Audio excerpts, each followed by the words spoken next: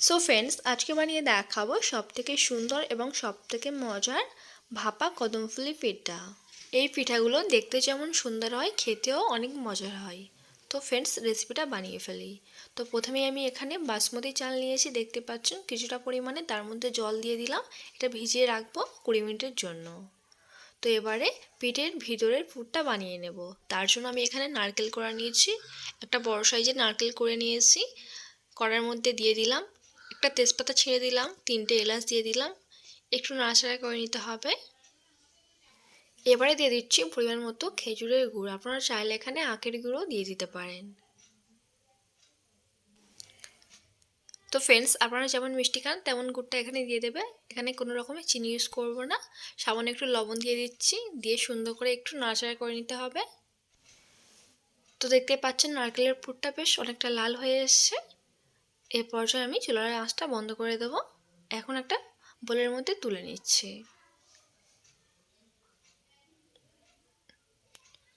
তো পিঠের পুরটা আমার তৈরি হয়ে গেছে, এক সাইডে রেখে দেব।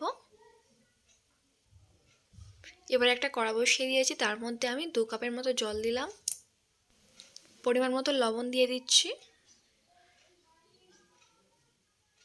এবার এখানে 2 কাপের মতো চালের আটা দিয়ে দিতে হবে। একটা চামচ দিয়ে সুন্দর করে একটু নাড়াচাড়া করে দিতে হবে। এবারে একটা প্লেটের মধ্যে গরম গরম নিয়ে নিতে হবে।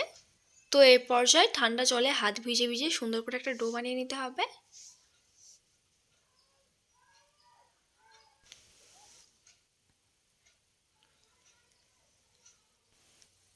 সো ফ্রেন্ডস, দেখতে পাচ্ছেন ডোটা এরকমই হবে। এবার একটা পেড়ে বেলুনের সাহায্যে সুন্দর করে লেচিগুলো কেটে নিতে হবে। হাতের তালুতে একটা করে লেচি নিয়ে সুন্দর করে এভাবে গোল করে নিতে হবে। সো ফ্রেন্ডস, সব লেচিগুলো আমি এরকম স্মুথভাবে সুন্দর করে গোল করে নিয়েছি। দেখেই বুঝতে পারছেন কতটা সুন্দর হয়েছে। এবার একটা প্লেটের মধ্যে নিয়ে নিচ্ছি। একটা লেচি নিয়েছি, দেখতে পাচ্ছেন। একটা হাতের তেলের মধ্যে নিয়ে একটু ভালো করে চ্যাপটা করে দিলাম, আর সুন্দর করে একটা বাটি আকারে শেপ দিয়ে নিচ্ছি। এবারে এর মধ্যে আমি সেই আগে থেকে নারকেলের পুরটা করে রেখেছিলাম দিয়ে দিলাম, দিয়ে ভালো করে বন্ধ করে এরকম করে আবারও গোল করে নিতে হবে। তো আবারও দেখিয়ে দিচ্ছি, দেখো। একটা লেচি নিয়ে সুন্দর করে আমি এরকম বাটি আকারে শেপ দিয়ে নিয়েছি, তার মধ্যে নারকেলের পুরটা দিয়ে সুন্দর করে বন্ধ করে দিতে হবে। আবারও হাতের তেলুতে নিয়ে সুন্দর করে গোল করে দিতে হবে। তো এরকম সেমভাবে প্রত্যেকটা পিঠা আমি বানিয়ে নিয়েছি। তো দেখতে পাচ্ছেন এদিকে বাসমতি চালটা একদম ভিজে গেছে, আর একটা ছাঁকনি দিয়ে সুন্দর করে ছেঁকে নিচ্ছি।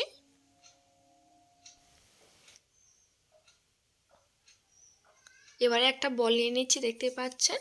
সুন্দর করে চালের মধ্যে চেপে চেপে গড়িয়ে নিতে হবে। তো এরকম সেমভাবে প্রত্যেকটা পিঠা আমি চালের মধ্যে গড়িয়ে নিয়েছি, দেখতে পাচ্ছেন।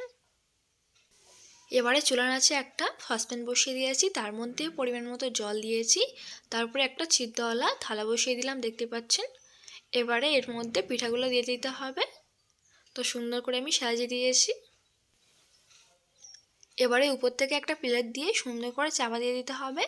10 মিনিটের জন্য এটা ভেপে নিতে হবে। 10 মিনিট পর ফিরে আসছি। তো 10 মিনিট হয়ে গেছে, দেখতেই পাচ্ছেন। প্লেটটা আমি তুলে নিচ্ছি, আর দেখতে কতটা সুন্দর হয়েছে। তো দেখতে আরও সুন্দর লাগার জন্য উপর থেকে একটু করে কেশর ফুড কালার দিয়ে দিচ্ছি। এটা অপশনাল, দিতে পারো নাও দিতে পারো। সো ফ্রেন্ডস, দেখতে পাচ্ছেন পিঠাগুলো একদম কদম ফুলের মতো দেখতে হয়েছে। তার জন্য এর নাম দেওয়া হয়েছে ভাপা কদমফুলি পিঠা। বাড়িতে এরকম তৈরি করে কাউকে দিলে কেউ বুঝতেই পারবে না এটা কি, খেলে বুঝতে পারবে কতটা মজার। সো ফ্রেন্ডস, রেসিপি ভালো লাগলে অবশ্যই চ্যানেলটিকে সাবস্ক্রাইব কিংবা ফলো করে রাখবেন। Thank you for watching.